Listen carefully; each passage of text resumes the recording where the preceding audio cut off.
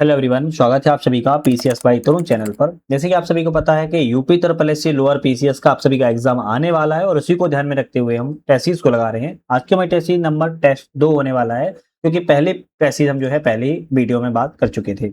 आज के हम टेसिस की बात करेंगे जो कि बहुत ही ज्यादा महत्वपूर्ण है, ध्यान से देखिएगा। और इसकी पीडीएफ अगर को डाउनलोड करना है तो पीडीएफ आपको हमारे ऐप पर मिल जाएगी, जिसका नाम है यूपीएससी नेट। डिस्क्रिप्शन में लिंक दे दिया है ऐप की, वहां से डाउनलोड कर सकते हैं आपको, या प्ले स्टोर पे सर्च कर सकते हैं। टेसिस वाले सेक्शन में जाएंगे, वहां से जो है आप इसको ऐप को डाउनलोड करने के बाद टेसिस वाले सेक्शन में जाने के बाद यूपी लोअर पीसीएस की आपको सेक्शन मिलेगा, वहां से पीडीएफ आपके क्वेश्चन और सॉल्यूशन एक्सप्लेन के साथ दोनों ही चीजों को डाउनलोड कर सकते हो और प्रिंट आउट वगैरह निकलवा सकते हो। बाकी कोई परेशानी प्रॉब्लम आए तो आप मुझे कमेंट भी कर सकते हो, या फिर आप जो है कॉल भी कर लीजिएगा, कोई प्रॉब्लम नहीं है। क्वेश्चन नंबर पहले की बात की जाएगी। शब्द आता है कि इंपीरियल प्रेफरेंस का प्रयोग जो है किया जाता था। अब ब्रिटिश जब समय चल रहा था भारत में, तो उस समय इंपीरियल प्रेफरेंस शब्द का प्रयोग किया जाता था। क्यों किया जाता था? क्योंकि जो ब्रिटिश थे वो उत्पादित माल को भारत में जापान और अन्य जो प्रतिस्पर्धा कंपनी थी उनके मुकाबले अपनी प्रायोरिटी देते थे। उस प्रायोरिटी को देने के लिए भारत में जो ब्रिटिश आयातों पर विशिष्ट रियायतें दी जाती थी, उसके लिए इंपीरियल प्रेफरेंस शब्द का जो प्रयोग है वो किया जाता था। नेक्स्ट क्वेश्चन आता है, अपनी समृद्धि और ऐश्वर्य के लिए किस प्राचीन नगर को महोदय नगर के नाम से जाना जाता था? समृद्धि और ऐश्वर्य के लिए तो कान्य नगर को, किसको? कान्य नगर को कहेंगे हम, महोदय नगर के नाम से जो है जाना जाता है। नेक्स्ट क्वेश्चन आता है, 1906 में मिंटो में शिमला में हुए मुसलमानों के शिष्टमंडल ने प्रार्थना की थी। तो 1906 में मिंटो से शिमला में मुसलमानों एक शिष्टमंडल ने प्रार्थना की थी। और क्या प्रार्थना की थी, यहां पर बात की जाए तो आप कहेंगे क्या की थी? मुसलमानों के लिए एक पृथक निवारचक मंडल या वर्ग का निर्माण करना। इसलिए मुसलमानों ने शिमला में लॉर्ड मिंटो से क्या किया था? वायसराय उस समय जो थे बंगाल विभाजन के समय में 1906 में मुलाकात की और कहा कि मुसलमानों के लिए पृथक निवारचक मंडल का गठन किया जाए, जो कि केंद्रीय, प्रांतीय और स्थानीय निकायों में निर्वाचन के लिए अलग उनका एक जो है विशिष्ट स्थिति उनको रखा जाए, और वहां पर मांग रखी गई थी। नेक्स्ट क्वेश्चन आता है, साइमन कमीशन को किसकी अध्यक्षता में नियुक्त किया गया? तो साइमन कमीशन को किसकी अध्यक्षता में नियुक्त किया गया आ रहा है क्वेश्चन। तो आप कहेंगे साइमन कमीशन की जो आप कहेंगे अध्यक्षता 8 नवंबर 1927 को की गई। कब की गई? 8 नवंबर 1927 को की गई थी। और सर जॉन साइमन की अध्यक्षता में, किसकी? सर जॉन साइमन की अध्यक्षता में भारत में संविधान सुधार अध्ययन के लिए, भारत में संविधान सुधार अध्ययन के लिए जो है क्या किया गया था? साइमन कमीशन का जो है गठन किया गया था। और इसमें सर जॉन साइमन, क्लीमेंट एटली, हैरी लेवी लॉन्सन, एडवर्ड कैडोगन, वॉर्नोग और जॉन लैक फॉक्स जैसे व्यक्ति जो है इसमें शामिल थे। तो इसकी अध्यक्षता किसके द्वारा की गई थी? सर जॉन साइमन के द्वारा इसकी अध्यक्षता की गई थी। एक घटना एक परिणाम रहित विजय, क्या है? एक घटना एक परिणाम रहित विजय। इस कथन को आधुनिक इतिहासकारों द्वारा, अरबों द्वारा सिंध पर विजय के संदर्भ में किसने कहा है? एक घटना एक परिणाम रहित विजय, इस कथन को आधुनिक इतिहास का अरबों द्वारा सिंध विजय के संदर्भ में किसके द्वारा कहा गया है? तो आपका ऑप्शन रहेगा यहाँ पर, कहेंगे विंसेंट स्मिथ के द्वारा कहा गया है। ये ऑप्शन आपको यहाँ पर करेक्ट है। किसका? विंसेंट स्मिथ के द्वारा कहा गया है। किस अधिनियम के द्वारा संवैधानिक निरंकुशता का सिद्धांत प्रवृत्त किया गया? संवैधानिक निरंकुशता का सिद्धांत प्रवृत्त किया गया है किस अधिनियम के द्वारा? तो 1935 का जो भारत सरकार अधिनियम था, इसमें संवैधानिक निरंकुशता का सिद्धांत को लागू किया गया, लाया गया है। राज्य सरकार के मंत्रियों के वेतन भत्तों का निर्धारण कौन करता है? राज्य सरकार के जो मंत्रियों के वेतन भत्तों का निर्धारण है वह किसके द्वारा किया जाता है? तो ऑप्शन रहेगा आपका राज्य विधानसभा के द्वारा किया जाता है। राज्य विधानसभा के द्वारा कही जाएगी। वित्तीय अधिनियम द्वारा राज्य सरकार के मंत्रियों के वेतन भत्तों का निर्धारण किया जाएगा, क्योंकि कोई भी विधेयक संबंधी अगर है तो यह केवल विधानसभा में पेश किया जाएगा, और धन विधेयक पर विधानसभा का अन्य अधिकार भी होता है। ठीक है। नेक्स्ट क्वेश्चन आता है, which constitution amendment act reduce the voting age of 21 year to 80? मतलब कि कहा जा रहा है कि किस अधिनियम के द्वारा या किस आपके संविधान संशोधन अधिनियम के द्वारा वोटिंग का जो अधिकार है वो 21 वर्ष से घटाकर 18 वर्ष कर दिया गया था। तो आप कहेंगे मतदान की जो आयु है, किसकी? मतदान की जो आयु है 21 वर्ष से घटाकर 18 वर्ष 61वें संविधान संशोधन अधिनियम के तहत कर दी गई थी। कब की गई थी? 61वां संविधान संशोधन अधिनियम 1988 में लाया गया था, जिसमें 21 वर्ष से घटाकर 18 वर्ष मतदान की आयु को कर दिया गया था। नेक्स्ट क्वेश्चन आता है कि नीचे दिए गए राज्यों को भारत संघ के संपूर्ण राज्य का दर्जा प्राप्त होने का सही कार्यक्रम कौन सा है। तो दिए गए राज्यों को भारत संघ के संपूर्ण राज्य का दर्जा प्राप्त होने का सही कार्यक्रम यहाँ पर कौन सा है, बात की जा रही है। तो आप कहेंगे नागालैंड, हरियाणा, सिक्किम, अरुणाचल प्रदेश, है ना। नागालैंड कहेंगे, नागालैंड, हरियाणा और आपका सिक्किम, अरुणाचल प्रदेश। बी ऑप्शन आपका यहाँ पर करेक्ट हो जाएगा। तो भारत संघ के संपूर्ण राज्य का दर्जा प्राप्त करने में नागालैंड राज्य अधिनियम 1962 के द्वारा 1963 में स्थापना की गई थी, 1963 में। हरियाणा की अगर बात की जाए तो हरियाणा की बात किया तो 1966 में, 1966 में हरियाणा को भारत में 1966 में हरियाणा को भारत में गठन किया गया था। तो आप कहेंगे 1966 में। सिक्किम की अगर बात की है तो सिक्किम को आप कहेंगे 1975 में। और अरुणाचल प्रदेश की बात किया है तो अरुणाचल प्रदेश को आप कहेंगे 1987 में, है ना। तो अलग अलग समय पे अलग अलग किए गए हैं, तो इस तरीके से आप याद कर लीजिएगा। चलिए नेक्स्ट क्वेश्चन आता है, भारतीय संविधान में किस अनुच्छेद में राज्य की राजभाषा एवं भाषाएं अपनाने की प्रक्रिया के बारे में बताई गई है। याद रखना है क्या पूछा है, प्रक्रिया की बात की जाए कि राज्य की राजभाषाओं के बारे में, तो आप कहेंगे आर्टिकल 345 में प्रक्रिया बताई गई है। 345 में प्रक्रिया बताई गई है। जबकि भाग 17 याद रखना है, भाग 17 और अनुच्छेद 343, भाग 17 और अनुच्छेद 343 में क्या कहा गया है, संघ की राजभाषा हिंदी एवं लिपि देवनागरी होगी। जबकि 345 में राज्य की राजभाषा और अपनाने की प्रक्रिया के बारे में प्रावधान किया गया है। बांग्लादेश में प्रवेश उपरांत गंगा क्या नदी कहलाती है।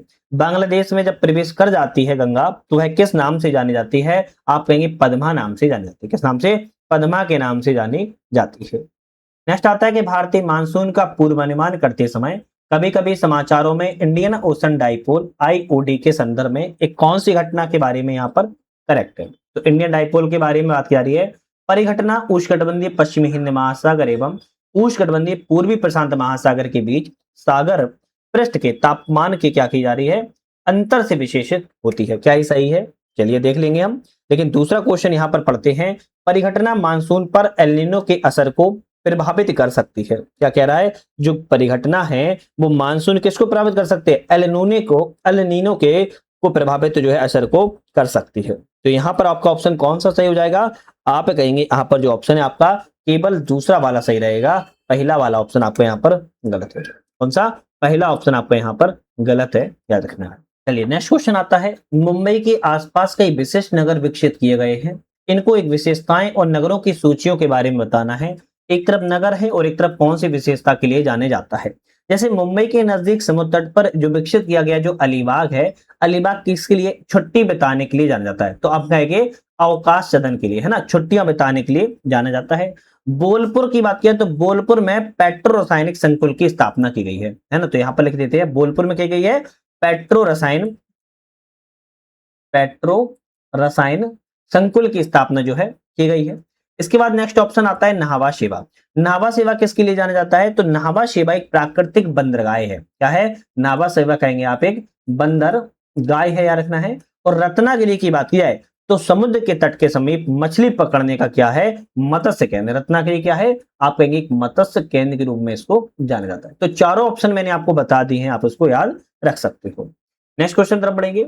नेक्स्ट क्वेश्चन हमारे यहाँ पर आता है, लिपुलेख दर्रा स्थित है। भाई लिपुलेख दर्रा कहाँ पर स्थित है, तो आप कहेंगे लिपुलेख दर्रा जो है आपके उत्तराखंड राज्य में स्थित है। कहां पर है, उत्तराखंड राज्य में लिपुलेख दर्रा स्थित है। और यह दर्रा भारत को तिब्बत से जोड़ता है, भारत को तिब्बत से जोड़ने वाला यह क्या है, दर्रा है, याद रखना है। और उत्तराखंड में कुछ और भी दर्रे हैं, जैसे बात किया उत्तराखंड में माना दर्रा है, माना के बात की जाए आपका नीति दर्रा है, और आपका लिपुलेख दर्रा। ये दर्रे आपके तीनों ही उत्तराखंड राज्य में स्थित है।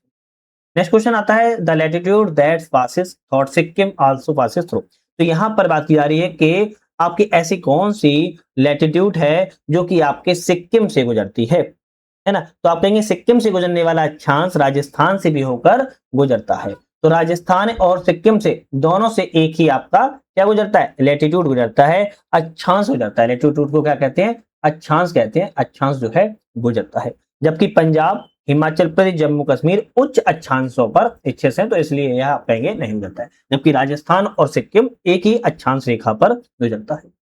कौन सा सरकारी संगठन भारतीय प्रतिभूति बाजार में सक्रिय सभी निवेशकों का प्रमुख नियामक है? ऐसा एक संगठन है जो भारतीय प्रतिभूति बाजार में सक्रिय सभी निवेशकों का प्रमुख नियामक के रूप में जाना जाता है। आपका ऑप्शन आएगा सेबी। कौन से जाना जाता है? सेबी जाना जाता है। आप कहेंगे सेबी जो है भारतीय प्रतिभूति विनिमय बोर्ड का गठन भारत सरकार के प्रस्ताव के अधिनियम के माध्यम से 12 अप्रैल 1988 को किया गया था, गैर सांविधिक निकाय के रूप में, जिसकी स्थापना भारतीय प्रतिभूति विनिमय बोर्ड अधिनियम 1992 के द्वारा 12 अप्रैल 1992 को की गई थी, है ना। कब की गई थी? 12 अप्रैल 1992 को जो है की गई थी। याद रखना है, इसका प्रमुख कार्य भारतीय प्रतिभूतियों में निवेश करने वाले निवेशकों के हितों का संरक्षण करना, संवर्धन करना, प्रतिभूति बाजार में विकास उन्नयन करना इसका प्रमुख कार्य है, जिसका मुख्यालय हेडक्वार्टर की बात की जाए तब आप कहेंगे मुंबई में है। कहां पर इसका हेडक्वार्टर? मुंबई में स्थित है। चलिए नेक्स्ट क्वेश्चन आता है, विश्व व्यापार संगठन का गठन 1 जनवरी 1995 को किया गया था। तो विश्व व्यापार संगठन का गठन किस समझौते के द्वारा किया गया था 1 जनवरी 1995 को? आप कहेंगे मराकेश समझौते के द्वारा। मराकेश समझौते के द्वारा 1 जनवरी 1995 को विश्व व्यापार संगठन का गठन किया गया है। किस सार्वजनिक उद्यम क्षेत्र को महारत्न का दर्जा प्राप्त है? तो किस सार्वजनिक क्षेत्र के उद्यम को महारत्न कंपनी का दर्जा प्राप्त है? तो इनमें से इंडियन ऑयल कॉर्पोरेशन लिमिटेड की बात की है। कौन सी? इंडियन ऑयल कॉर्पोरेशन लिमिटेड को सार्वजनिक क्षेत्र में किस रत्न का प्राप्त है? महारत्न कंपनी का दर्जा प्राप्त है। फेरा का पूर्ण रूप क्या है? भाई फेरा का फुल फॉर्म क्या है बात की जा रही है, तो आप कहेंगे फॉरेन एक्सचेंज रेगुलेशन एक्ट। क्या है? फॉरेन एक्सचेंज रेगुलेशन एक्ट जो है फेरा का फुल फॉर्म होता है। और यह क्या है? 1973 में 1973 में संसद में मंजूरी इसको मिली थी और 1 जनवरी 1974 को यह अस्तित्व में आया था। फेरा आपराधिक श्रेणी का कानून था जो कि पंजीकृत देशी और विदेशी संस्थाओं पर, कंपनियों पर लागू जो है किया जाता था। तो इकोनॉमी का क्वेश्चन है। घरेलू मुद्रा के बाहा मूल्य में कमी को क्या कहा जाता है? घरेलू मुद्रा की जो बाहा कमी हो जाती है उसके मूल्य को क्या कहा जाता है? तो आप कहेंगे मुद्रा अवमूल्यन कहते हैं। क्या कहते हैं? मुद्रा अवमूल्यन कहते हैं, है ना। मुद्रा अवमूल्यन का अर्थ क्या होता है? घरेलू मुद्रा के बाहा मूल्य में कमी होना, उसको मुद्रा अवमूल्यन कहा जाता है। नीतीश कुमार पहली बार बिहार के प्रधान मुख्यमंत्री किस वर्ष बने थे? भाई नीतीश कुमार पहली बार बिहार के जो सीएम बने थे किस वर्ष बने थे बात की जा रही है, तो आपका ऑप्शन रहेगा 2005 में पहली बार सीएम के तौर पर चुने गए थे। और नीतीश कुमार कौन है? ऐसे सीएम हैं जिन्होंने सबसे ज्यादा 10 बार शपथ लेने वाले सीएम के तौर पर इन्होंने रिकॉर्ड दर्ज किया हुआ है। अरावली मामले में निर्णय देने वाली पीठ की अध्यक्षता किसने की? अरावली मामले में जो आप सभी को पता होगा 29 दिसंबर 2025 को न्यायालय में अरावली पर्वतमाला की परिभाषा को अस्पष्ट थी, जिसमें खनन गतिविधि और विस्तार के लिए आशंका पैदा हो गई थी, जिसमें एक आपका यहाँ पर अध्यक्षता की थी किसके द्वारा? तो न्यायमूर्ति सूर्यकांत जी के द्वारा अध्यक्षता यहाँ पर की गई थी। सी ऑप्शन करेक्ट है। भारत का पहला जियो सेल आधारित रोड ब्लॉक सेक्शन किसने विकसित किया है? तो भारत का पहला है जियो सेल आधारित रोड ब्लॉक सेक्शन है और यह किसके द्वारा विकसित किया गया है? आप कहेंगे CSIR, CRRI और BPCL के द्वारा विकसित जो है किया गया है। क्या है? पुनर्चक्रित प्लास्टिक कचरे से तकनीकी टेक्सटाइल जियो सेल का उपयोग करके भारत का पहला रोड ब्लॉक सेक्शन को विकसित करना इसका लक्ष्य याद रखना है। ठीक है, चलिए नेक्स्ट क्वेश्चन आता है कि न्यू ग्लेन रॉकेट किस कंपनी के द्वारा विकसित किया गया है? न्यू ग्लेन रॉकेट है और किस कंपनी ने विकसित किया है? तो ब्लू ओरिजिन कंपनी के द्वारा विकसित किया गया है, याद रखना है। तो ऑप्शन आपका सी करेक्ट है।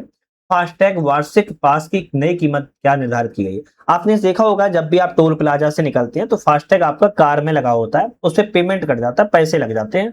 तो उस फास्टैग के लिए वार्षिक भी एक पास मिल रहा है, जिसकी वार्षिक की जो आपके पास की जो वार्षिक कीमत होगी वो 3075 रुपए जो वार्षिक निर्धारित जो है की गई है, 1 अप्रैल 2026 से लागू हो जाएगा और यहाँ पर 3000 से बढ़ाकर अब 3075 रुपए कर दिया गया है। तो इसलिए आपका ऑप्शन बन सकता है करंट अफेयर्स के लिहाज से सी ऑप्शन करेक्ट है। नैनो कणों का आकार सामान्यतः क्या होता है? भाई नैनो कणों का जो आकार होता है वो 1 से 100 nm होता है। ए ऑप्शन आपका यहाँ पर करेक्ट है। टीआई प्लाज्म कैसे संबंधित है? भाई टीआई प्लाज्म कैसे संबंधित है? आप इसका आंसर कमेंट करके बताएंगे तो मुझे अच्छा लगेगा, है ना। टीआई प्लाज्म कैसे संबंधित होता है, कोई बता सकता है? तो आप कहेंगे आप ऑप्शन मुझे कमेंट करके बताएंगे जो टीआई प्लाज्म होता है वो किससे संबंधित होता है, कमेंट करके मुझे बताइएगा। एक जीवाणु होता है, मैं पहले बता देता हूँ, जीवाणु होता है जो कि जैव प्रौद्योगिकी में इसका उपयोग पौधों में विदेशी जीन स्थानांतरित करने के लिए वेक्टर के रूप में प्रयोग किया जाता है। तो आपको बताना है टीआई प्लाज्म किससे संबंधित है क्या रखना है। चलो बता देते हैं, एजो एग्रोबैक्टीरियम और ट्यूमफैक्सिन से संबंधित है। आपका ऑप्शन यहाँ पर जो है ए ऑप्शन करेक्ट हो जाएगा, है ना। और यहाँ पर आपका एक प्लाज्म होता है, क्या रखना है, एक जीवाणु है, और ये क्या है, ये क्या है, जीवाणु है, क्या रखिएगा। नेक्स्ट क्वेश्चन आता है कि इसरो भारतीय अंतरिक्ष अनुसंधान संगठन की स्थापना कब की गई। भाई इसरो की स्थापना कब की गई थी, तो आप कहेंगे इसरो की स्थापना 15 अगस्त 1969 में की गई थी। बी ऑप्शन करेक्ट है। जिसका मुख्यालय हेडक्वार्टर कहाँ है, तो हेडक्वार्टर आप कहेंगे बेंगलुरु में स्थित है। कहां पर है, बेंगलुरु में इसका हेडक्वार्टर स्थित है। और यह अंतरिक्ष प्रौद्योगिकी का राष्ट्रीय विकास में उपयोग किया है करता है। ठीक है, साराभाई, विक्रम साराभाई को क्या किया जाता है, इसके आपका प्रथम अध्यक्ष के तौर पर जाने जाते हैं। नेक्स्ट क्वेश्चन आता है, भारत में सौर ऊर्जा का सबसे बड़ा स्रोत क्या है। तो भारत में सौर ऊर्जा का सबसे बड़ा स्रोत क्या है, बात की जा रही है। तो आप कहेंगे भारत में सौर ऊर्जा का सबसे बड़ा स्रोत जो है सूर्य है। सौर ऊर्जा का सबसे बड़ा स्रोत क्या होगा, सूर्य होगा। कौन से अंतरिक्ष मिशन ने सबसे पहले मानवों को चंद्रमा पर सफलतापूर्वक उतारा है। एक ऐसा मिशन है जिसने सबसे पहले मानवों को क्या किया, चंद्रमा पर सबसे पहले उतारा है। कौन सा मिशन है, आप कहेंगे अपोलो 12 है। अपोलो 12 जो मिशन था आप कहेंगे, है ना, अपोलो 12। अपोलो 12 यहां पर जबकि गलत लिख गया है, अपोलो 11 है ना, अपोलो 11 है, 12 नहीं, अपोलो 11 है। जो कि 20 जुलाई 1969 को सबसे पहले चंद्रमा पर मनुष्य को जो है उतारा था, यह रखना है। तो है ना, तो यहां पर अपोलो 11 होगा। चलिए नेक्स्ट क्वेश्चन आता है, आत्मनिर्भर भारत अभियान की घोषणा कब की गई। आत्मनिर्भर भारत अभियान की घोषणा की बात की जा रही है, कब की गई है, तो आप समझ सकते हो 12 मई 2020 को आत्मनिर्भर भारत अभियान की शुरुआत जो है भारत के प्रधानमंत्री मोदी जी के द्वारा की गई थी, कोविड-19 के दौरान की गई थी। नेक्स्ट क्वेश्चन आता है कि डब्ल्यूआईपीओ के द्वारा बौद्धिक संपदा दिवस कब मनाया जाता है। डब्ल्यूपीआई के द्वारा जो बौद्धिक संपदा दिवस है वो कब मनाया जाता है, 26 अप्रैल को मनाया जाता है। 26 अप्रैल को विश्व संपदा संगठन के रूप में प्रत्येक बार 26 अप्रैल को ही आप कहेंगे विश्व बौद्धिक संपदा दिवस के रूप में मनाया जाता है। बैक्टीरिया की कोशिका भित्ति मुख्य रूप से किससे बनी होती है। भाई बैक्टीरिया की कोशिका भित्ति है किस रूप में बनी होती है, तो आप कहेंगे किससे बनी होती है, पेप्टिडोग्लाइकन से बनी होती है ना। पेप्टिडोग्लाइकन से अधिकांश जीवाणुओं की कोशिका भित्ति जो है बनी होती है। भारत में मेक इन इंडिया कार्यक्रम दो ही उपयोगी तकनीकों को बढ़ावा देने के लिए शुरू किया गया है। तो आप कहेंगे भारत में जो मेक इन इंडिया कार्यक्रम है कौन सा है, मेक इन इंडिया जो कार्यक्रम है तो यह आपके दो ही उपयोगी तकनीकों को बढ़ावा देने के लिए, तो आप कहेंगे हाँ, रक्षा के लिए और नागरिक दोनों क्षेत्रों के लिए जो बढ़ावा देने के लिए इसका उपयोग किया जा रहा है। भारत में कोविड 19 वैक्सीन कोवैक्सीन के संस्था के द्वारा विकसित की गई। अब देखो पुराना क्वेश्चन है लेकिन पुराने क्वेश्चन भी कभी कभी रिपीटेड हो जाते हैं। तो आप कहेंगे कोविड 19 जो वैक्सीन थी कोवैक्सीन जिसका नाम था भारत बायोटेक के द्वारा विकसित जो है किया गया था। भारत में जैव विविधता अधिनियम किस वर्ष पारित हुआ। भारत में जैव विविधता अधिनियम किस वर्ष पारित हुआ है, आपका क्वेश्चन कहेंगे जैव विविधता अधिनियम को भारत में वर्ष 2002 में पारित किया गया था। आपका ऑप्शन सी वाला करेक्ट हो जाएगा। नेक्स्ट क्वेश्चन आता है यहाँ पर निम्नलिखित में से कौन सा यहाँ पर कथन जो है करेक्ट है। सूची एक यहाँ पर भारत वर्ष के अधिनियमों के नाम है और कौन से वर्ष इसको पारित किया गया था। जैसे वन संरक्षण अधिनियम की बात की जाए तो वन संरक्षण अधिनियम कब लागू किया गया, आप कहेंगे 1980 में। ठीक बात है। पर्यावरण संरक्षण अधिनियम की बात की जाए तो पर्यावरण संरक्षण जैसे अधिनियम आए तो आप क्या कहेंगे, आप कहेंगे 1986 में। कब किया गया, 1986 में किया गया। वायु प्रदूषण निवारण नियंत्रण अधिनियम की बात किया तो वायु प्रदूषण की बात किया तो आप कहेंगे 1981 में। और जल प्रदूषण नियंत्रण की बात किया है आप कहेंगे जल प्रदूषण जो है आपका 1974 में। ठीक है, तो मैंने आपको सभी बता दी है, बाकी आप लोग भी याद कर सकते हो। तटीय वन, तटीय वन किस प्रकार के पारितंत्र से संबंधित होते हैं। जो तटीय वन होते हैं वो किस प्रकार के पारितंत्र से, जलीय पारितंत्र से संबंधित होते हैं। सी ऑप्शन करेक्ट है। केरल एवं कर्नाटक राज्य के साथ सीमा साझा करने वाला तमिलनाडु का मुदुमलाई राष्ट्रीय उद्यान भारत के किस बायोस्फीयर रिजर्व का हिस्सा है। केरल एवं कर्नाटक राज्य के जो सीमा करने वाला तमिलनाडु का जो मुदुमलाई नेशनल पार्क है भारत के किस बायो रिजर्व का हिस्सा है? तो आप कहेंगे यहाँ आपका नीलगिरी बायोस्फीयर रिजर्व का हिस्सा है। बी ऑप्शन आपका यहाँ पर करेक्ट है। नेक्स्ट क्वेश्चन आता है, ताम्र प्रगलन संयंत्रों के बारे में चिंता का कारण क्या है? भाई ताम्र प्रगलन संयंत्रों के बारे में चिंता का कारण क्या है? वे पर्यावरण में कार्बन मोनोऑक्साइड को घातक मात्राओं में निर्मुक्त कर सकते हैं। नहीं, ये गलत लिखा है। ताम्र कॉपर स्लैग पर्यावरण में कुछ भारी धातुओं के निच्छालन लीचिंग का कारण बन सकता है। बिल्कुल सही है। वे सल्फर डाइऑक्साइड को एक प्रदूषक के रूप में निर्मुक्त कर सकते हैं। ये भी करेक्ट है। तो आप कहेंगे दूसरा और तीसरा ऑप्शन सही रहेगा। बी ऑप्शन पर हम टिक करेंगे। निम्नलिखित में से कौन सा स्ट्रेटोस्फीयर में ओजोन छिद्र बनने के लिए उत्तरदायी है? तो स्ट्रेटोस्फीयर में ओजोन छिद्र, स्ट्रेटोस्फीयर मतलब क्या होता है? समताप मंडल। किसकी बात की जा रही है? समताप मंडल में ओजोन छिद्र बनने के लिए क्या उत्तरदायी है? सीएफसी, क्लोरोफ्लोरोकार्बन जो गैस होती है जिसे हम सीएफसी कहते हैं, वो ओजोन में छिद्र बना देती है। याद रखने का, ठीक है। नेक्स्ट क्वेश्चन आता है कि फावंगपुई राष्ट्रीय उद्यान जो मिजोरम में है, कौन सा है नेशनल पार्क? फावंगपुई राष्ट्रीय उद्यान मिजोरम में है। किस नाम से भी जाना जाता है? तो आपका ऑप्शन रहेगा ब्लू माउंटेन राष्ट्रीय उद्यान के नाम से जाना जाता है। जैसे फावंगपुई राष्ट्रीय उद्यान मिजोरम में है, जिसे ब्लू माउंटेन नेशनल पार्क भी कहते हैं। कौन सा एनडीएमए यूएनडीआरआर के मानक ढांचों के अनुसार आपदा जोखिम आकलन में प्रयुक्त संबंधों का प्रतिनिधित्व जो है करता है? कौन सा ऑप्शन करेगा? जोखिम मतलब कि खतरा, भेद्यता, समान सामना करने की क्षमता एवं अनावरण। तो आपका ऑप्शन यहाँ पर ए वाला ऑप्शन यहाँ पर जो है आपदा जोखिम आकलन के लिए सही हो जाएगा। नेक्स्ट क्वेश्चन आता है कि राज्य आपदा प्रबंधन प्राधिकरण एनडीएमए की प्राथमिक भूमिका क्या होती है? तो राज्य स्तरीय आपदा प्रबंधन योजनाओं का निर्माण करना राज्य आपदा प्रबंधन प्राधिकरण की आप कहेंगे क्या होती है? प्रायोरिटी भूमिका होती है। वर्ष 2004 में सुनामी में भारत के किन तटों में सर्वाधिक दुर्गम ग्रस्त हुआ था? तो 2004 में जो सुनामी आई थी भारत में, किन तटों में सर्वाधिक दुर्गम ग्रस्त हुआ है? आपका ऑप्शन रहेगा कोरोमंडल तट जो है सबसे ज्यादा इससे प्रभावित हुआ था, है ना। कोरोमंडल तट जो है सबसे ज्यादा प्रभावित हुआ है।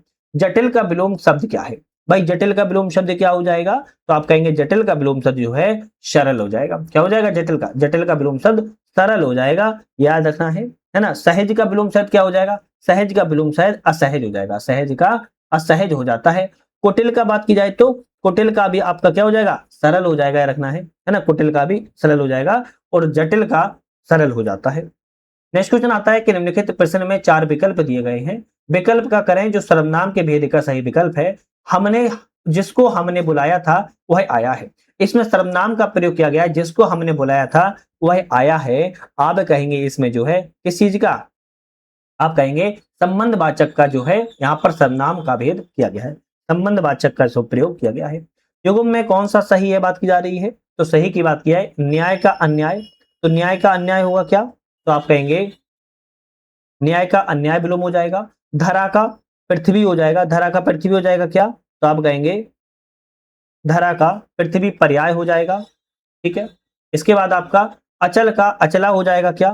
तो आप कहेंगे हाँ, अचल का अचला जो है आप कहेंगे सही है। अचल का अचला हो जाएगा। मान का अपमान होगा क्या? नहीं, आप कहेंगे मान का अपमान भी नहीं होगा। मान का अपमान क्या है? विलोम शब्द है ना। विलोम शब्द है। और यहाँ पर पूछा क्या है? सही युग्म का विचार करना था। न्याय अन्याय क्या है? आप कहेंगे विलोम है। धरा पृथ्वी क्या है? पर्याय शब्द है। मान अपमान क्या है? मान अपमान क्या है? आप कहेंगे विलोम है। जबकि अचल अचला क्या है? एक सही जोड़ी का युग्म है। ठीक है। दुकान की भाववाचक संज्ञा कौन सी होती है? भाई दुकान की जो भाववाचक संज्ञा है वो कौन सी हो जाएगी? आप कहेंगे दुकानदारी हो जाएगी। दुकानदारी हो जाएगी। दुकान की भाववाचक क्या है? दुकानदारी हो जाएगी। दुकानदार, दुकानदारिन, दुकाने वाला, ये जाति शब्द है ना। दुकानदार, दुकानदारिन, दुकानदार, दुकान वाला, ये जातिवाचक शब्द संज्ञा है। जबकि दुकानदारी की बात क्या है? भाववाचक संज्ञा है। कुसुम का समानार्थी शब्द क्या होता है? भाई कुसुम के समानार्थी शब्द की बात किया है तो आप कहेंगे पुष्प हो जाएगा। कुसुम का समानार्थी शब्द क्या हो जाएगा? पुष्प हो जाएगा। जबकि बात की जाए पर्यायवाची की तो सुमन, मंजरी और प्रसून इसके जो है पर्यायवाची हो जाएंगे। नेता का स्त्रीलिंग रूप विकल्प में कौन सा है? भाई नेता का स्त्रीलिंग रूप की बात की जाए तो आप कहेंगे नेत्री। क्या हो जाएगा? नेत्री नेता का स्त्रीलिंग रूप हो जाएगा। याद रखना है। अमृत और विष किसकी रचना है? भाई अमृत और विष है और ये किसकी रचना है बात की जा रही है? तो अमृत और विष की बात किया है अमृत लाल नागर की रचना है। बी ऑप्शन आपका यहाँ पर करेक्ट है। अमृत और विष जो है अमृत लाल नागर की रचना है। तुम दिन भर घूमते रहते हो, है ना। भर शब्द में कौन सा अवयव है? तो तुम दिन भर घूमते रहते हो, इसमें भर शब्द में कौन सा अवयव है? तो आप कहेंगे इसमें संबंध बोधक क्या है? अवयव है। संबंध बोधक इसमें जो है अवयव है, याद रखिएगा। प्रश्न चिन्हों में उठी भाग्य सागर की हिलोरे, इस काव्य पंक्ति में अलंकार कौन सा प्रयुक्त होगा? प्रश्न चिन्ह में उठी है भाग्य सागर की हिलोरे, इस वाक्य पंक्ति में कौन सा अलंकार प्रयुक्त होगा? आप कहेंगे रूपक अलंकार का प्रयोग जो है किया जाएगा। जहां उपमेय पर उपमान का भेद आरोप हो वह रूपक अलंकार जो है होता है। निम्नलिखित में से कौन सा शब्द व्याल शब्द का अर्थ नहीं है? व्याल का शब्द का अर्थ कौन सा नहीं है बात की जा रही है? तो सांप है, राजा है, शेर है, जबकि दुर्गा की बात किया, दुर्गा नहीं है ना, दुर्गा नहीं है। याद रखना है सांप, शेर, राजा व्याल के अर्थ होते हैं। ऐसी कंप्यूटर प्रणालियां जो बिना किसी विभेद के निर्देश तथा डेटा एक ही स्मृति मेमोरी इकाई में संग्रहित करती हैं, इस संरचना पर आधारित होती हैं। तो आप कहेंगे वॉन न्यूमैन संरचना पर आधारित होती है ना। वॉन न्यूमैन आर्किटेक्चर का अर्थ होता है किसी भी संग्रहित प्रोग्राम को कंप्यूटर से है, इसमें इंस्ट्रक्शंस एवं डेटा ऑपरेशन एक ही समय में नहीं हो सकता, एक कॉमन बस में अपना स्थान जो है शेयर करते रहते हैं। ठीक, नेक्स्ट क्वेश्चन आता है गलतियों के मामले में पीछे की ओर हटाने के लिए कुंजी का उपयोग किया जाता है। तो गलती के मामले में अगर पीछे की ओर हटाना हो कुछ चीज में तो किस कुंजी का प्रयोग किया जाएगा? आप कहेंगे बैक स्पेस कुंजी का प्रयोग किया जाता है। ऐसे क्वेश्चन कभी कभी एग्जाम में आ जाते हैं। और किसकी बात की गई है? ये कंप्यूटर के कीबोर्ड की बात की गई है, ये भी याद रखना है ना, कंप्यूटर के कीबोर्ड की बात की गई है।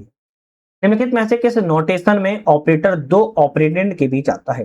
किस नोटेशन में ऑपरेटर दो ऑपरेंड के बीच आता है? आप कहेंगे इनफ्लिक्स एक्सप्रेशन के बीच में आता है। किसके? इनफ्लिक्स एक्सप्रेशन के बीच में आता है। कौन सा ईपीआरओएम के बारे में सही नहीं है? तो ईपीआरएम के बारे में कौन सा गलत है? रैंडम एक्सेस मेमोरी सही है। मिटने वाला प्रोग्राम रीड ओनली मेमोरी ये भी सही है। नॉन वोलाटाइल मेमोरी भी सही है। क्रमानुसार मेमोरी ये आपका ऑप्शन सही नहीं है। तो random access memory, non volatile memory और मिटने वाला प्रोग्राम रीड ओनली मेमोरी आप कहेंगे ईपीआरओएम के बारे में बिल्कुल करेक्ट है। नेक्स्ट क्वेश्चन आता है एक दी हुई कंप्यूटर प्रणाली में होते हैं। एक दी हुई कंप्यूटर प्रणाली में क्या होते हैं? आप कहेंगे बहुत से इनपुट डिवाइसेस होते हैं। क्या होते हैं? एक दी हुई कंप्यूटर प्रणाली में बहुत से इनपुट डिवाइसेस शामिल होते हैं। जावा है, जावा क्या है? तो आप कहेंगे उच्च स्तरीय प्रोग्राम में भाषा होती है जिसे जावा कहा जाता है, याद रखना है, कंप्यूटर की भाषा होती है। इंफॉर्मेशन के स्टोरेज और रिट्रीवल को ऑर्गेनाइजेशन करने वाला सॉफ्टवेयर एक है। क्या है? इंफॉर्मेशन के स्टोरेज एवं रिट्रीवल को ऑर्गेनाइज करने वाला सॉफ्टवेयर एक होता है। आप कहेंगे डाटा वेयर हाउस होता है। क्या होता है? डाटा वेयर हाउस जो है कहा जाता है। सीएडी का तात्पर्य क्या है? तो सीएडी के तात्पर्य की बात की जाए कंप्यूटर एडेड डिजाइन। क्या है? कंप्यूटर एडेड डिजाइन सीएडी का तात्पर्य है। ऑनलाइन वार्तालाप जिसमें हम तत्काल संदेश एक दूसरे को भेज और प्राप्त कर सकते हैं, उसे क्या कहा जाता है? उसे हम क्या कहते हैं? उसे हम कहेंगे चैट कहते हैं। क्या करते हैं? चैटिंग कहते हैं। चैटिंग करते हैं ना, उसे हम चैट कहते हैं। जो एक दूसरे संवाद तुरंत जो है इंटरनेट के माध्यम से टेक्स्ट, ध्वनि या वीडियो के माध्यम तत्काल प्राप्त किया जा सकता है। ब्रॉडबैंड इंटरनेट जोड़ को शेयरिंग की अनुमति में होता है। ब्रॉडबैंड इंटरनेट जोड़ को शेयरिंग की अनुमति में क्या होता है? आप कहेंगे स्विच होता है। क्या होता है? स्विच होता है। आपका ऑप्शन यहाँ पर सी करेक्ट है। किसी कंप्यूटर का सबसे महत्वपूर्ण हिस्सा कौन सा होता है? भाई कोई कंप्यूटर है जिसका सबसे महत्वपूर्ण हिस्सा सीपीयू होगा। अगर सीपीयू ही अगर नहीं होगा तो कंप्यूटर क्या ही चलेगा? चलेगा क्या? नहीं चलेगा। चलिए नेक्स्ट क्वेश्चन आता है कौन जिप ड्राइव का उदाहरण है? किसकी बात की जा रही है? जिप ड्राइव का उदाहरण कौन सा है? तो आप कहेंगे जो जिप ड्राइव होती है वो सीडी एवं डीवीडी का उदाहरण होता है। बी ऑप्शन आपका यहाँ पर करेक्ट है ना। इसमें भंडारण क्षमता जो होती है वो अधिक होती है। कौन सी गणना का कार्य नहीं कर सकता? एक ऐसा है जो गणना का कार्य नहीं कर सकता है। तो कौन नहीं कर सकता? पहले तो कैलकुलेटर कर सकता है, कंप्यूटर कर सकता है, मोबाइल फोन भी कर सकता है। प्रिंटर किसी भी गणना का कार्य नहीं कर सकता है। असेंबली भाषा एक है। असेंबली भाषा कैसी है? आप कहेंगे मशीन डिपेंडेंट भाषा होती है, इसे असेंबली भाषा के रूप में जाना जाता है। निम्नलिखित में से कौन सा विंडोज में एक सेटअप प्रकार नहीं है? एक ऐसा विंडोज में एक सेटअप प्रकार नहीं है, कौन सा नहीं है? आप कहेंगे पार्सल सेटअप प्रकार नहीं है, जबकि टिपिकल और कस्टम एक सेटअप प्रकार की श्रेणी में आती है। कजरी नृत्य किस ऋतु से संबंधित है? भाई कजरी नृत्य की बात क्या रही, किस ऋतु से संबंधित है? तो आप कहेंगे जो कजरी नृत्य होता है वो वर्षा ऋतु में संबंधित होता है और इसमें लोक गीतों को गाया जाता है। किसमें? लोक गीतों पर यह आधारित होता है। लोक गीतों को कजरी नृत्य में गाया जाता है। कौन सा ग्रैंड स्लैम विश्व का सबसे पुराना टेनिस टूर्नामेंट है? ग्रैंड स्लैम विश्व का सबसे पुराना टूर्नामेंट कौन सा है? आप कहेंगे विंबलडन, है ना। विंबलडन जो है आपका सबसे पुराना और प्रतिष्ठित टूर्नामेंट माना जाता है, याद रखिएगा। नेक्स्ट क्वेश्चन आता है कि उत्तर प्रदेश में कृषि मंडी प्रणाली का उद्देश्य क्या है? उत्तर प्रदेश में जो कृषि मंडी प्रणाली है उसका उद्देश्य क्या है? आप कहेंगे किसानों को उचित मूल्य दिलाना कृषि मंडी प्रणाली का उद्देश्य है। मुरादाबाद किस उद्योग के लिए प्रसिद्ध है? भाई मुरादाबाद की बात किया है, पीतल के उद्योग के लिए बहुत ज्यादा फेमस है मुरादाबाद। वृंदावन किसके लिए प्रसिद्ध है? भाई वृंदावन की अगर बात की जाए तो आप कहेंगे रास लीला के लिए वृंदावन फेमस है। इसी के द्वारा सेमीकंडक्टर नीति 2024 में संशोधन मुख्य लाभ किससे मिलेगा? तो सेमीकंडक्टर नीति 2024 में जो संशोधन किया गया मुख्य लाभ किसे दिया जाएगा? 3,000 करोड़ रुपए या अधिक निवेश परियोजनाओं को जो है सेमीकंडक्टर नीति को इसमें लाभ जो है मिलेगा। जो बड़े निवेशक होंगे उनको क्या मिलेगा? प्रोत्साहन देने के मार्ग खोले जाएंगे और 6 जनवरी 2025 को सेमीकंडक्टर नीति में संशोधन किए गए हैं। नेक्स्ट क्वेश्चन आता है उत्तर प्रदेश में लोकायुक्त का मुख्य कार्य क्या है? तो लोकायुक्त तो से उनका मुख्य कार्य भ्रष्टाचार की जांच करना लोकायुक्त का प्रमुख कार्य होता है। बंतारा विश्वविद्यालय किस क्षेत्र से संबंधित है? तो आप कहेंगे बंतारा विश्वविद्यालय वन्य जीव संरक्षण से संबंधित है ना। बंतारा जो विश्वविद्यालय है वो आपके किससे संबंधित है? वन्य जीव संरक्षण से संबंधित है और इस पहल को अनंत अंबानी के द्वारा किया गया है। उत्तर प्रदेश में दुधवा राष्ट्रीय उद्यान, दुधवा जो नेशनल पार्क है, किस प्रकार के वनों के लिए प्रसिद्ध है? आप कहेंगे साल के वनों के लिए। दुधवा जो राष्ट्रीय उद्यान है वो आपके साल के वनों के लिए जो है फेमस है, याद रखना है। और कहाँ है? तराई क्षेत्र में पाया जाता है। कहां पर? तराई क्षेत्र में पाया जाता है दुधवा राष्ट्रीय उद्यान। आप मुझे कमेंट करके इतना बताओ बस, किस जिले में आपका दुधवा राष्ट्रीय उद्यान स्थित है? बताइए मुझे कमेंट करके। सिंगापुर दौरे के दौरान उत्तर प्रदेश को लगभग कितने निवेश का प्रस्ताव प्राप्त हुआ है? तो सिंगापुर में दौरा किया था, उस दौरान उत्तर प्रदेश को यहाँ पर 1,00,000 करोड़ रुपए का जो है निवेश जो है प्रस्ताव प्राप्त हो गया है। गौतम बुद्ध ने अपना पहला उपदेश कहां पर दिया था? भाई गौतम बुद्ध के द्वारा जो पहला उपदेश दिया गया था वो अपना पहला उपदेश उन्होंने सारनाथ में दिया था। कहां पर दिया था? सारनाथ में दिया था। जैसे कहा गया, क्या कहा गया था? धर्म चक्र परिवर्तन कहा गया है। धर्म चक्र परिवर्तन के नाम से जो है इसको जाना गया है। भारत का पहला राज्य नवाचार मिशन SIM किस राज्य में शुरू किया गया है? भारत का पहला राज्य नवाचार मिशन है और इस मिशन की शुरुआत जो है त्रिपुरा से की गई है, याद रखना है। तो भारत का पहला त्रिपुरा में नीति आयोग ने अटल इनोवेशन मिशन के द्वारा राज्य नवाचार मिशन की शुरुआत को किया हुआ है। रामचरितमानस के रचयिता कौन है? तो आप कहेंगे रामचरितमानस के रचयिता गोस्वामी तुलसीदास जी हैं। उत्तर प्रदेश में ओखला पक्षी अभ्यारण्य कहां पर स्थित है? भाई उत्तर प्रदेश में जो ओखला पक्षी अभ्यारण्य है भाई कहां पर है? आप कहेंगे पहले तो यह यमुना नदी के पास में है। कहां पर है? यमुना नदी के पास में है। अब किस जिले में है? गौतम बुद्ध नगर में स्थित है। कहां पर? गौतम बुद्ध नगर में स्थित है। और यह दिल्ली NCR के अंतर्गत जो है आपका आता है। और कहां का है? उत्तर प्रदेश का है। गंगा दशहरा किस नदी से संबंधित है? भाई गंगा दशहरा की बात की जा रही है, आप कहेंगे गंगा दशहरा गंगा नदी से संबंधित है। गंगा नदी का अवतरण पर्व जो है मनाया जाता है। मथुरा किस देवता से संबंधित तीर्थ स्थल है? तो सभी को पता होगा मथुरा जो है भगवान कृष्ण से संबंधित तीर्थ स्थल है। गोमती नदी का उद्गम कहां से होता है? वेरी इंपोर्टेंट क्वेश्चन है, एग्जाम में कई बार आ चुका है। गोमती नदी का उद्गम कहां से होता है? आप कहेंगे पीलीभीत जिले से होता है। कौन सा?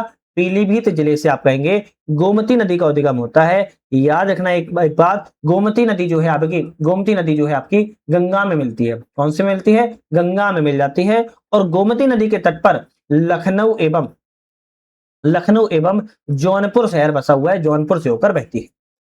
उत्तर प्रदेश में ऑटोमोबाइल उद्योग का प्रमुख केंद्र कौन सा है? तो ऑटोमोबाइल उद्योग का केंद्र ग्रेटर नोएडा को ऑटोमोबाइल का उद्योग केंद्र के रूप में उत्तर प्रदेश में जाना जाता है। बिरहा किस भाषा के लिए प्रसिद्ध लोकगीत है? जो बिरहा किस भाषा के लिए प्रसिद्ध लोकगीत है? आप कहेंगे बिरहा भोजपुरी भाषा के लिए लोकगीत है। उत्तर प्रदेश में कौशल विकास मिशन किसके द्वारा चलाया गया है? कौशल विकास मिशन किसके लिए चलाया गया है? सॉरी, उत्तर प्रदेश में जो कौशल विकास मिशन है किसके लिए चलाया गया है? आप कहेंगे उत्तर प्रदेश में जो कौशल विकास मिशन है युवाओं को रोजगार के प्रशिक्षित करने के लिए चलाया गया है। युवाओं को रोजगार प्रशिक्षित करने के लिए चलाया गया है। तो यहां पर हमारे अभी GS के प्रश्न हो गए। अब डाटा इंटरप्रिटेशन और कुछ मैथ सीसेट से संबंधित क्वेश्चन होंगे। यहाँ पर आलेख दिया गया है 3 अलग अलग महीनों में 4 अलग अलग कंपनियों द्वारा बेचे गए लिपस्टिक की संख्या को दर्शा रहा है। ठीक है, लेक्सेम, पॉइंट्स, लोटस हर्बल, मैक फरवरी, मार्च, अप्रैल में दर्शा रहा है। क्वेश्चन आता है कि अप्रैल में मैक के द्वारा बेचे गए लिपस्टिक की संख्या, फरवरी में लोटस हर्बल के द्वारा बेचे गए लिपस्टिक की संख्या क्या कितना प्रतिशत अधिक है? तो आपका ऑप्शन यहाँ पर कितना हो जाएगा, मैं आपको ऑप्शन बता दे रहा हूं सही बिल्कुल, बाकी आप लोग जब पीडीएफ को डाउनलोड करेंगे ना तो उसमें आपको विथ एक्सप्लेन के सॉल्यूशन मिल जाता है, वहां से आप लोग देख लीजिएगा, ठीक है। ऑप्शन आपका यहाँ पर 40% हो जाएगा। मार्च में लैक्मे एवं मैक को मिलाकर बेचे गए लिपस्टिक की संख्या, अप्रैल में लोटस हर्बल मैक को मिलाकर बेचे गए लिपस्टिक की कुल संख्या का अनुपात कितना हो जाएगा, आप कहेंगे 15:16 हो जाएगा। अप्रैल में सभी 4 कंपनियों को मिलाकर बेचे गए लिपस्टिक की कुल संख्या कितनी हो जाएगी, आप कहेंगे 1600 हो जाएगी। दिए गए 4 कंपनियों को मिलाकर फरवरी में बेचे गए लिपस्टिक की औसत संख्या कितनी हो जाएगी, आप कहेंगे यहाँ पर 350 हो जाएगी। यदि मार्च में सभी 4 कंपनियों द्वारा बेचे गए लिपस्टिक की कुल संख्या 20% लाल रंग शेष अलग अलग रंग की है, तो विभिन्न रंगों के प्लास्टिकों की संख्या कितनी हो जाती है, तब आपका ऑप्शन क्या रहेगा, 1160 हो जाती है, याद रखना है ना। जैसे हमने बताया आपको कि हम आपको सिर्फ यहाँ पर सही ऑप्शन बता दे रहे हैं, बाकी ऑप्शन आपको लगाना है तो आप पीडीएफ वगैरह डाउनलोड कर लेना, ऐप पर मिल जाएगी। ऐप का नाम हम पहले ही बता चुके हैं, यूपीएससी नेट ऐप है, वहां पर आपको जो है वीडियो भी मिल जाती है और सभी पीडीएफ की मिल जाती है, तो डाउनलोड वगैरह कर सकते हो। ये आपकी पदक तालिका है, कॉलेज है, कौन सा संकाय में कौन से कितने विद्यार्थी हैं यहाँ पर। और यहाँ पर बात क्या रही, क्वेश्चन है प्रत्येक कॉलेज में प्रवेश लेने वाला कला के विद्यार्थियों का औसत संख्या कितनी होगी, आप कहेंगे 212। कॉलेज के कुल प्रवेशों में चिकित्सा संकाय में प्रवेश लेने वाले विद्यार्थियों की संख्या, आप कहेंगे 14। रिक्त सीटों का प्रतिशत कितना हो जाएगा, तो आपका ऑप्शन रहेगा 16.67। और किस संकाय में प्रवेश लेने वाले विद्यार्थियों की संख्या अधिकतम होगी, आपका ऑप्शन रहेगा विज्ञान के। और अंतिम आता है कि विज्ञान संकाय और अभियांत्रिकी संकाय में प्रवेश लेने वाले विद्यार्थियों का अनुपात कितना हो जाएगा, आप कहेंगे 9:4 हो जाएगा। तो यहां पर हमने आज की अपनी दूसरे फुल टेस्ट में हमने 100 क्वेश्चनों को लगा लिया है। नेक्स्ट हमारी जो वीडियो आएगी इसमें हम अब लोअर पीसीएस का ही तीसरे नंबर का टेस्ट लगाएंगे, जो कि हमारी नेक्स्ट वीडियो में हम बात करेंगे। तो आज ही समाप्त करेंगे, नेक्स्ट वीडियो पुनः मुलाकात करेंगे, तब तक के लिए धन्यवाद।